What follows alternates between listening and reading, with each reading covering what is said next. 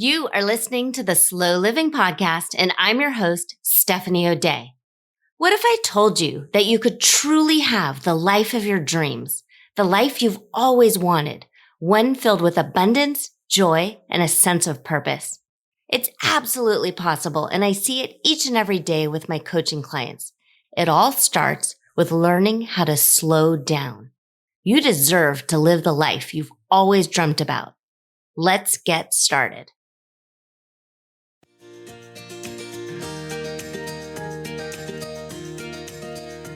Hi there, Slow Down Society. Steph here, and we are going to dive into the next episode, which is kind of a doozy. It's a bit heavy, and it's how to find your purpose.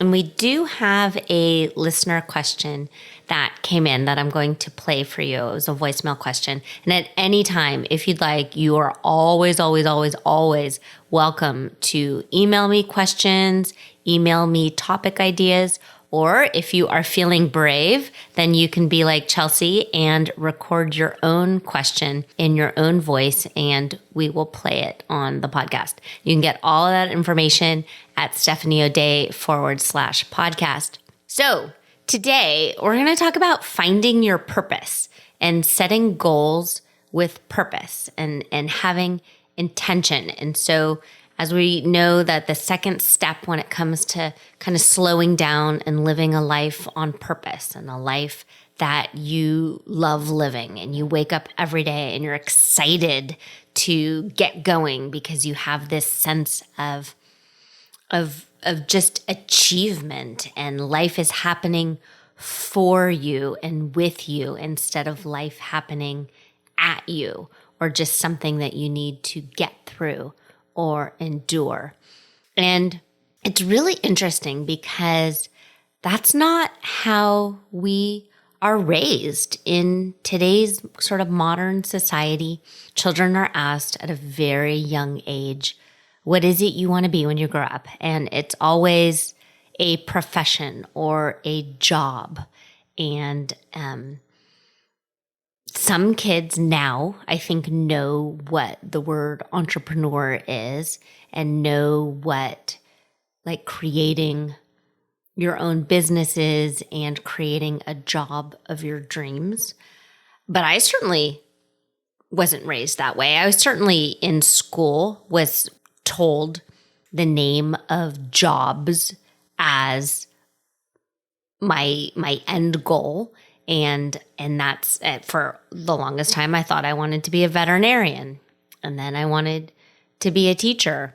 And then what's really interesting is in college, I was taking classes to be a teacher, but I was nannying at the time. And then I also started working part-time at a preschool center. I actually had the main thought of, I just want to be a mom. I just want to be a stay-at-home mom, which is a great thought and a great idea, but there's no money there.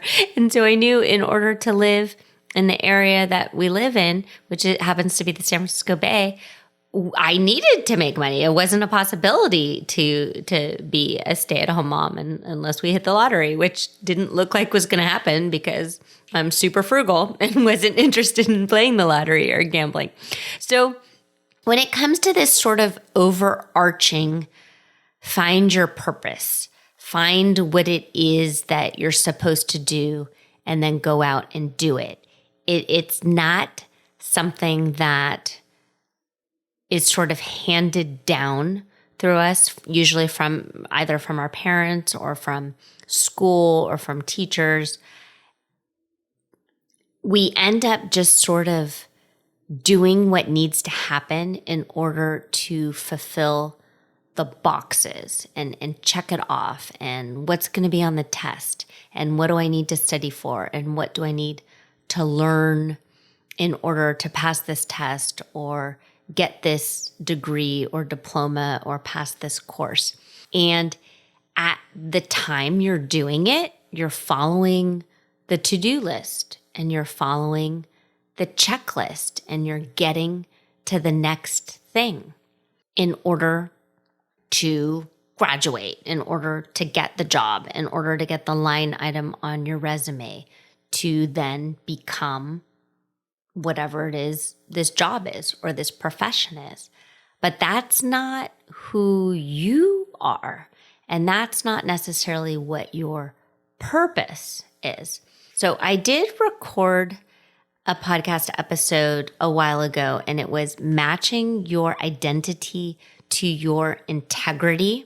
So let's see, what number was that? It looks like that was number 16, and it came out, well, I don't know, whatever the math is, because we're at 37 today. So 16. So what is that, 21? So it was a while ago. But if you wanted to, you could go back and re-listen or listen for the first time with fresh ears, matching your identity to your integrity. And it's a matter of knowing deep down inside what it is you're meant to do and then matching it and doing it. And it doesn't necessarily mean that that's your job, that that's how you actually make money. It's this feeling like, oh, I'm living my life's purpose. It's this feeling of knowing this is what I've meant to be. So back to me of just wanting to be a stay-at-home mom, that is really my identity. And I my purpose is I love to mom things. So it was my children when they were growing up. It's Sheldon the dog I want to mom. And then at work right now, my job at a school is as their school site secretary. I literally am a mom all day long. I like to mom things. I like to take care of things and help them and meet others' needs. It's something that does make me feel good, and helping other people get what they want feels good. And then in my coaching, that is exactly what I do is I life coach people and help them get what they want out of life and help them meet their goals and follow whatever it is their dreams are. So it gets a little mucky and it gets a little murky if you don't know what your big dream is, if you don't know what your big purpose is. And so we've talked about it before. I'm going to talk about it again. There's 5 steps to living a slow life, which is a life that you're living on purpose, not a life accidentally, not something that is happening at you, but something that is happening for you. And that's what slow living is all about. So 1, you're decluttering. Number 2 is setting your GPS. And that's what we're going to talk about today. 3, staying positive, staying present, staying focused. 4, teeny tiny baby action steps every single day. And number 5, tweaking and fine tuning.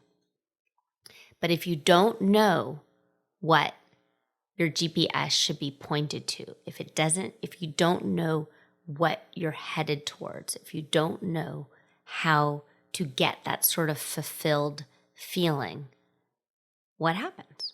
I am going to play this recorded voicemail from Chelsea. So hang on a second while we cue it up for you. Hey, Steph.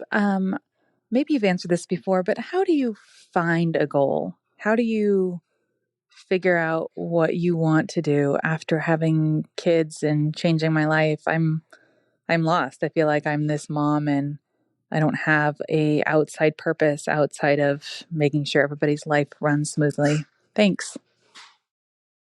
Okay, Chelsea, I love it that you are brave enough to record this. Thank you so much. And you're absolutely right. We have not gone over this yet. So I'm really thankful that you took the time to record and send me a message, because I think it's going to help an awful lot of people.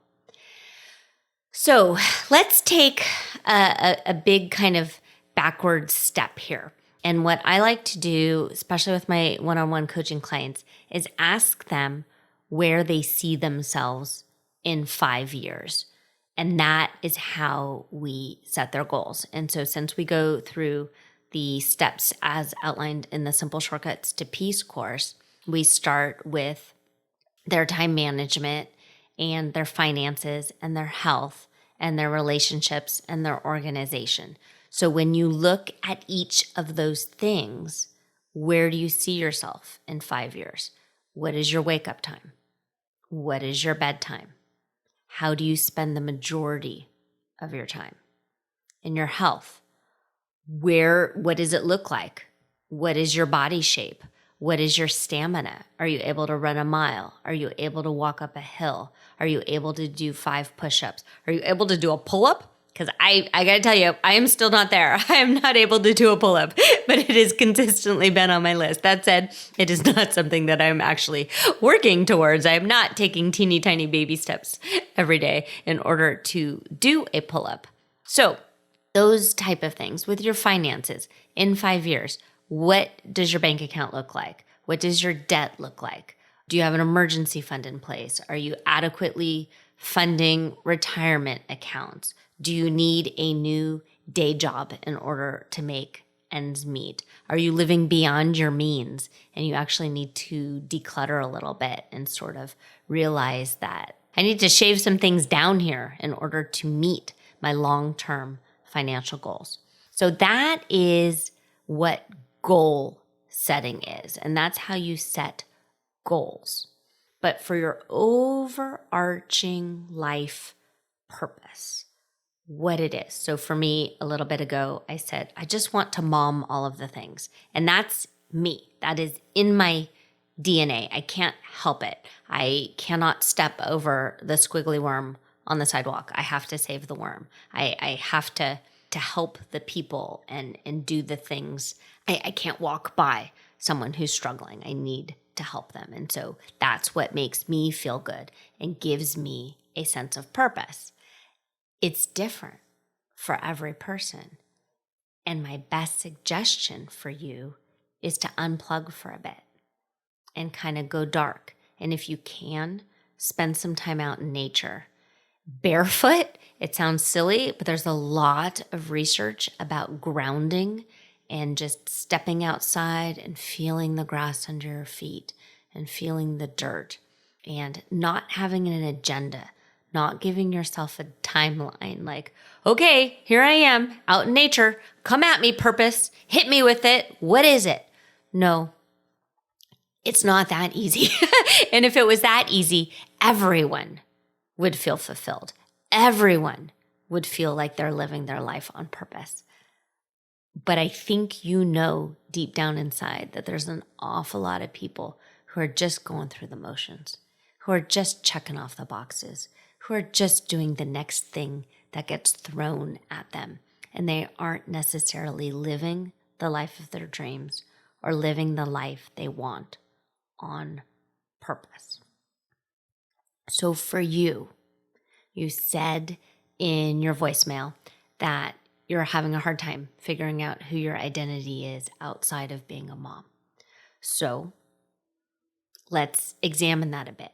What are your needs, and are your actual needs being met? So depending on the age of your children, there's a big difference between the infant and toddler years and the school age years, and then the older child years, and then the empty nester years. My hope is that you and everyone listening has figured this all out before their children don't, quote unquote, need them each and every minute of the day. So just try and remember when you're by yourself and either out in nature if you can. Some people actually book themselves in a hotel and just sort of write and journal and have no one who needs them, no one that they need to answer to. And so then they can just sort of listen to their voice and listen to what nudges they're getting and what feels good. And if you're patient and just sort of ask open-ended questions of yourself, what's next for me?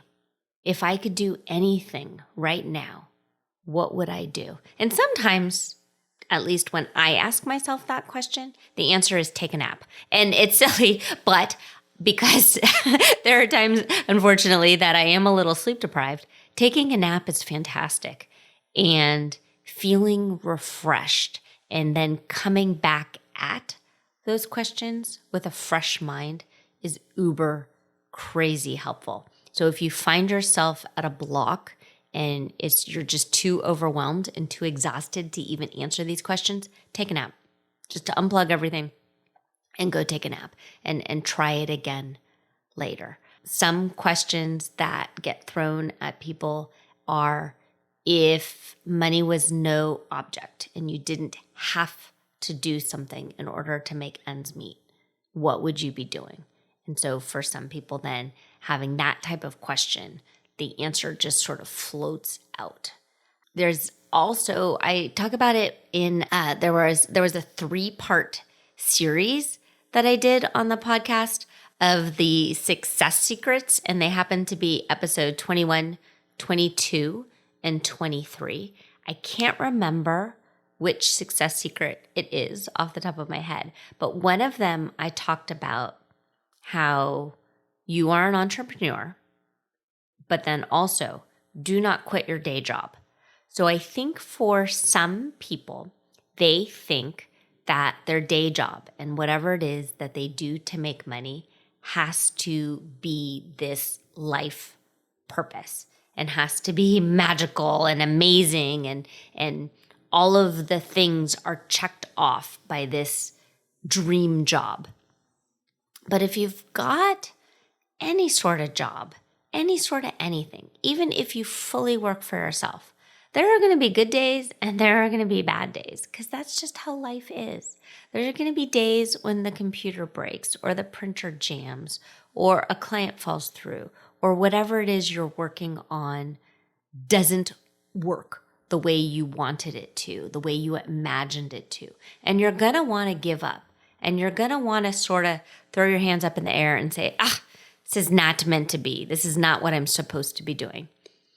And that's when you need to kind of pause and take a step back and take a beat and take a deep breath and know that whomever it is you're looking up to and wishing in some way you could have their life or their job or do this or do that, everybody has bad days and everyone has obstacles. And when you keep at it, you will eventually develop this kind of wonderful work ethic, but also you can get your sense of purpose met in other ways. And that's when I talk about you can have an entrepreneurial mindset and be an entrepreneur of your life, but it doesn't necessarily mean that you quit your day job or hope that every box is checked by your day job. I think a lot of people think that if their work life isn't super satisfying, that it means that they've picked the wrong profession, and that if they went back to school or if they took this training or if they transferred jobs, they would be happier. And that's not the case in any way.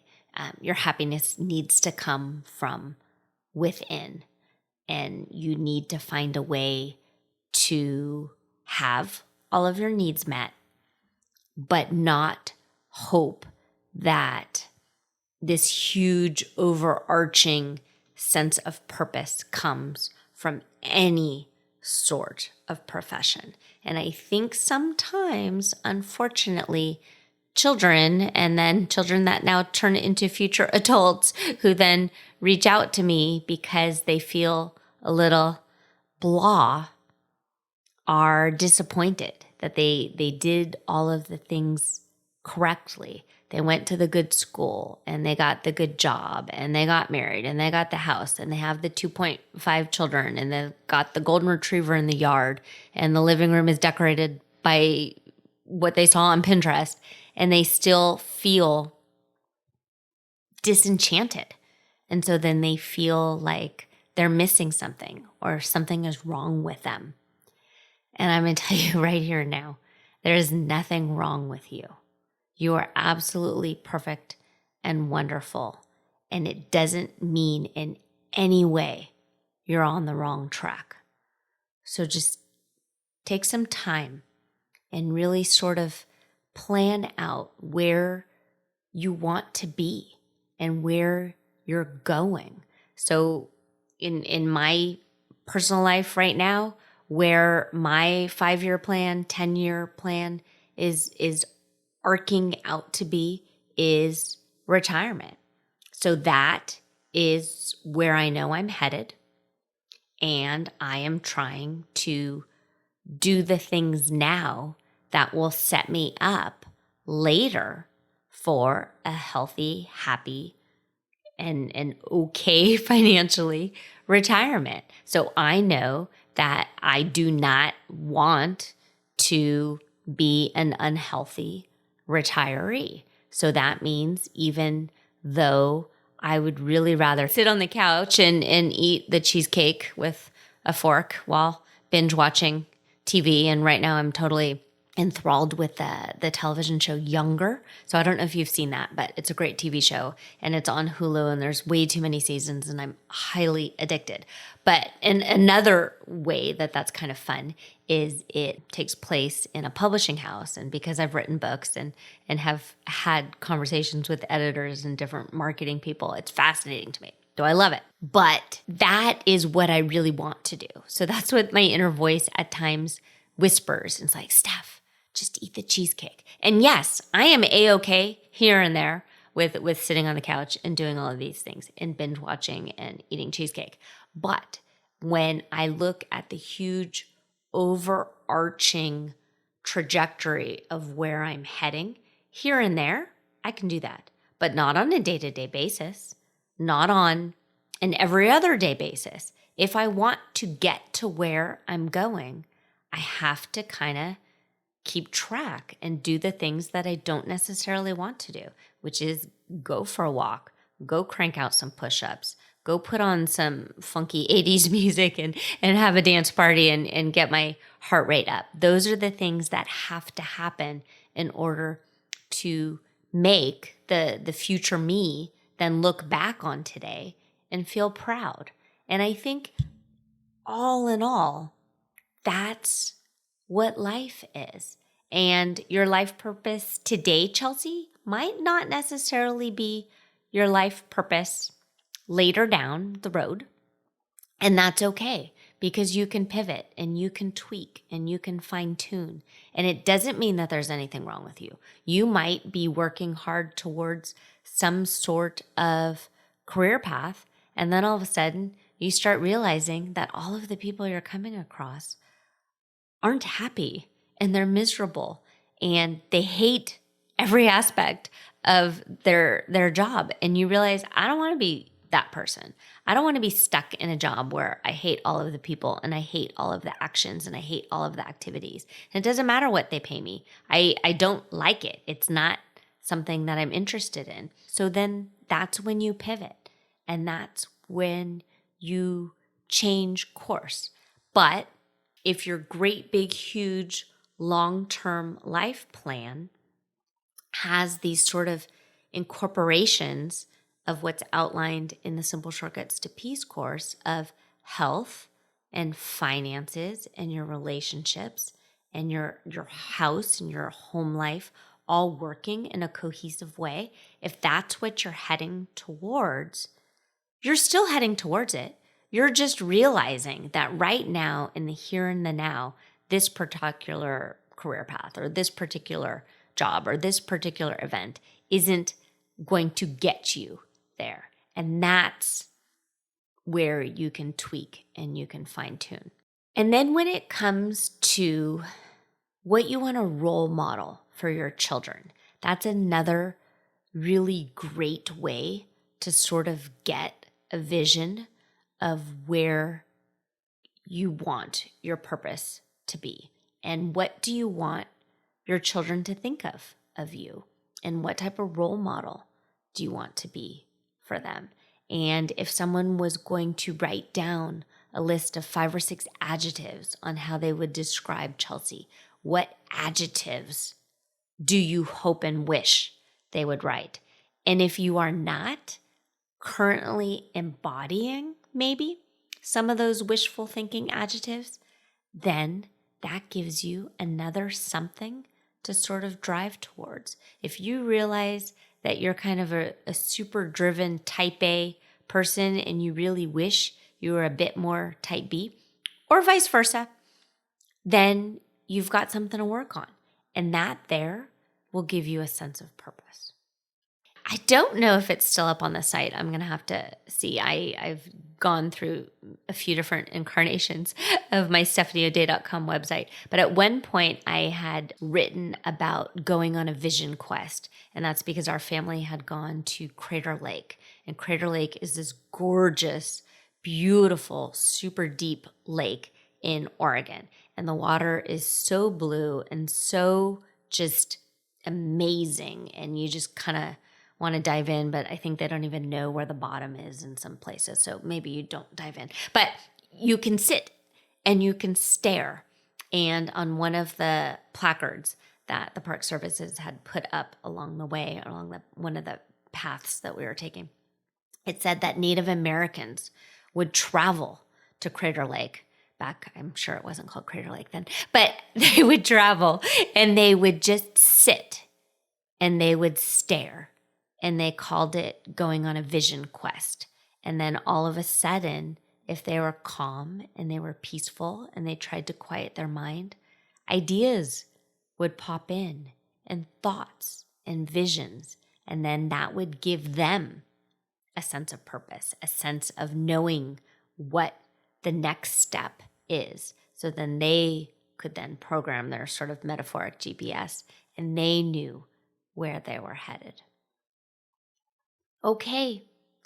I hope this was helpful to you in some way. Reach out to me, Chelsea, if at any time you've got follow-up questions or if anybody else has follow-up questions, come to me, write to me. I'm still offering free one-on-one consult calls. If you want to see if life coaching is for you, you can add yourself to my calendar. And that's at StephanieO'Day.com/mindset. And the reason that they are sort of called mindset upgrade coaching calls is if something is holding you back, if you're not where it is you want to be, it's probably your mindset that's holding you back. And having another pair of eyeballs at times looking into your brain and figuring out whatever stories you're telling yourself. Oh, I can't do that. I'm too old. Or I can't do that because only this type of person does that. Or I can't do that because I don't have enough money. Or I can't do that because I'm too shy. So whatever thought patterns you might have that are blocking you, at times you can't even see them because they're so fully ingrained and part of your personal narrative and your story that meeting with a coach and having someone listen to you and sort of call you out on your mindset blocks might be very, very helpful. And if you want to hear about how I go about coaching, I have had 2 so far. We're only on episode 37, so I haven't had the opportunity to interview very many people. But on episode number 20, I have a real client, real follow-up story.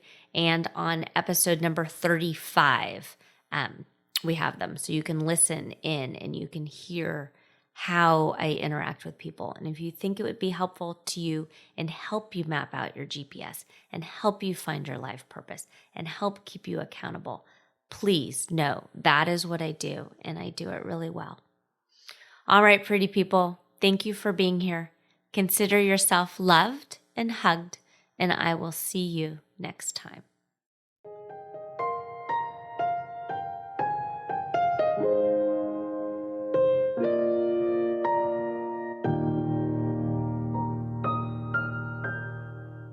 Do you have a slow living story to share?